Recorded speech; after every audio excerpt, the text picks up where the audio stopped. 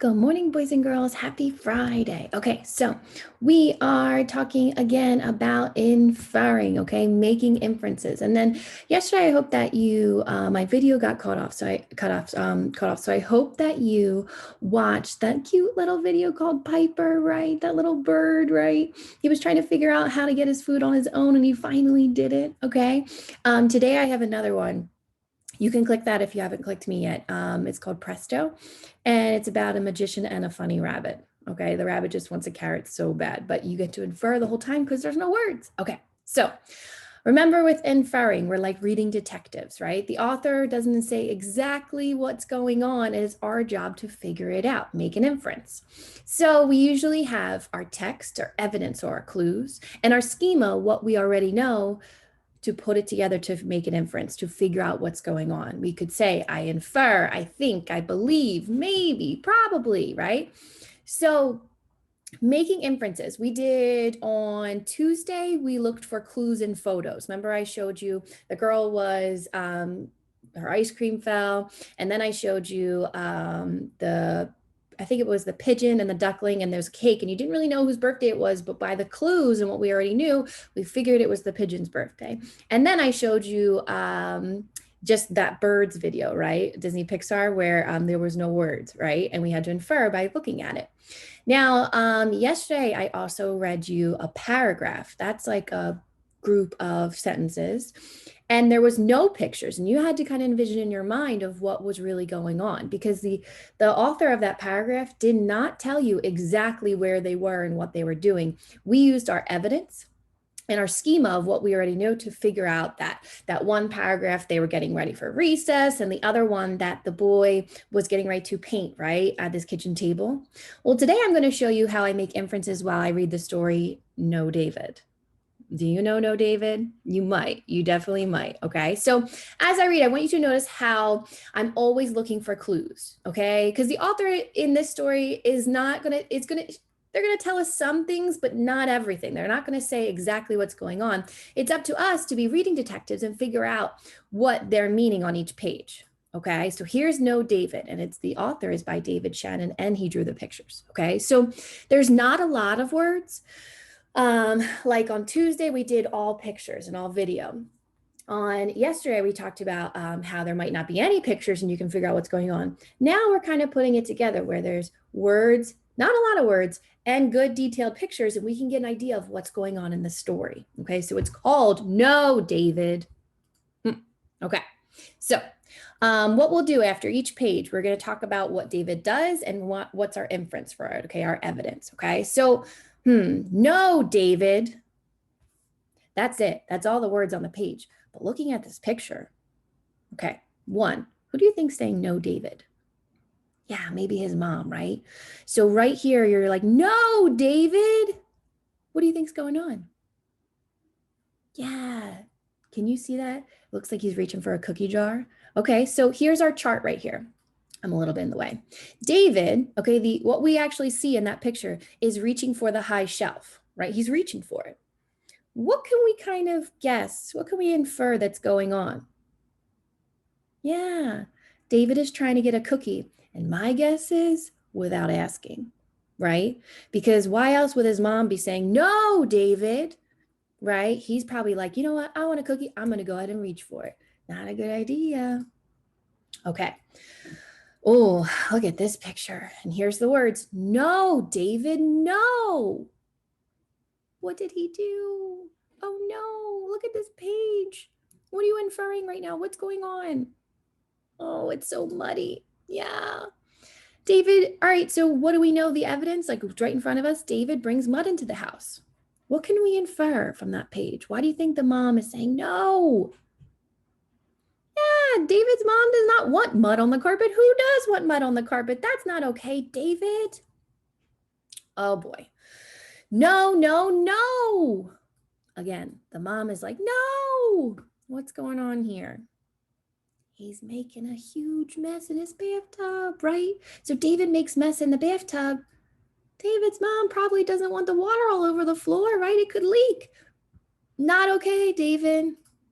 I feel like I need to block. Nothing to see here. Nothing to see here. Come back here, David. Oh, oh. David runs down the street. What are you inferring? He forgot to put clothes on. David, oh my goodness, how embarrassing. Okay, so this one is a little more detail in the writing. It says, don't play with your food. Okay, so he's playing with his food. What do you think that could kind of mean if he's playing with his food? Could be he's not hungry. Yeah. Or inferring maybe he might not like his dinner. Might not like it. So he's kind of like playing with it and he's like, I don't want to eat this, right? You better eat it, right? Right? But that's kind of what we can kind of infer there, right? David plays with his food, so maybe he's not hungry or he might not like his dinner. All right. Here's more words. That's enough, David. Oh, that's a lot of food in his mouth. Have you ever been told, hey, don't stuff it all at once. Don't put it all in your mouth, right? All right, so David has too much food in his mouth. Maybe mom is saying that's enough because she's worried he could choke, right? There's too much food in your mouth. Or maybe David is just racing to get dinner done so he can go and play. Those are some good inferences. Yeah. So, but right there, David has way too much food in his mouth. Uh-oh. It says, go to your room. I don't really know, looking at this, what he's done, like what he's doing right now. He doesn't look happy. But from our schema of what you know from how this book has been going, why do you think the mom would send him to his room? She's had enough, right? David has to go to his room. Mom is tired of him not listening, right? Now you kind of are punished a little bit. You have not been listening, David, right? So that's our schema of what we know. And the evidence is we've seen all the pages, right? He's not doing what he's supposed to be doing. So you better go to your room and cool down. David, come on, dude, come on and listen, right? So mom comes in and says, settle down, right? He's supposed to kind of be in a timeout and he's jumping all over the place. David, you're killing us. So David is playing around his room. That's what's happening in the picture, right? What can we infer? Mom's man, why? Yeah, mom wanted him to be in timeout, not playing more. He hasn't been listening all day. Oh my, do you see that mess? All right, so the words say, put your toys away. That's, oh my, someone could get hurt trying to walk on that. David. So David made a mess. What are we inferring here? Maybe mom doesn't like the mess. I'm also inferring that he's not doing a good job of thinking of others, right?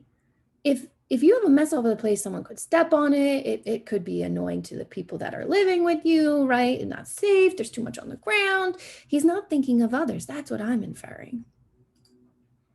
Oh, no, David. No, David, come on, dude. Not in the house, David. Please listen, David. Please listen, right? Okay, so not in the house, David. Yeah.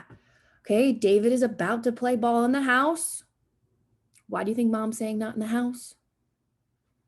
Yeah, mom doesn't want him playing in the house because he could break something. I feel like we saw a picture yesterday, right? Remember the kid with the window and the soccer ball, and he looked so upset, like, oh, why did I do that, right? He was kind of playing in the house and broke a window. Like, David, come on, listen to your mom. Oh, David. I said no, David. Look at him. Look what broke. Yeah. Now, how do you think the vase broke? The author isn't telling us flat out that what happened to the vase, but what can you infer? What do you know? What's the evidence? I see a baseball. What did we know? What was happening on this page? David was playing with the baseball. Do you think he listened? Nope. So there's the baseball. There's a broken vase. What can you infer? Yeah, David didn't listen. He broke that vase. Yep. So David broke a vase, inferring he didn't listen, and mom is upset now. Big time upset. Oh, okay. So what do you think? He went in timeout, right? You see him in that corner right there, and I see like a little tear in his eye. Maybe he's finally sorry. Maybe he finally realizes that he needs to do better. So let's see. Okay, look at him. Does he look kind of happy right now? What could you think by looking at him? Make an inference of how he's feeling right now. I would say sorry. Maybe he's finally upset, realizing like he made his mom upset and he didn't really mean to do that. He just hasn't been listening all day. So the words say, Davy, come here, right? And his arms are out like this. Let's see. So David looks at his mom, right? What are you inferring, maybe what happened? Yeah, he's finally upset. And you know what I'm inferring? I'm inferring that he might have apologized. He might have said, I'm sorry, mom. Maybe he said, like, I'll do better tomorrow, I promise, right? He better do better tomorrow, right? Because this was a disaster day from not listening. But maybe he's a young kid, like a toddler, maybe, and he's just still learning things and he's got to be taught right from wrong. And maybe today was a big learning day for him and he can start back over tomorrow. So I think maybe he did say sorry and he'll do better tomorrow. Oh, and this says, yes, David, I love you. Now, she said yes.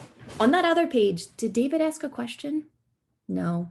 What do you think, maybe? What could you infer, maybe, that David asked? Because she said, yes, David, I love you. Maybe when he was saying sorry, right? Maybe he was like, I'm sorry, mommy. Do you still love me? Right? And she was like, yes, of course, but you need to do better next time. You need to listen. I love you. Come here and let's reset. Let's try again, right? You ever have a really bad day and you got to reset? You got to try again because you can do better. I think that's what was happening here, right? His mom still loves him no matter what. He just has to do better so he doesn't get upset her and break things and make a mess. Yes.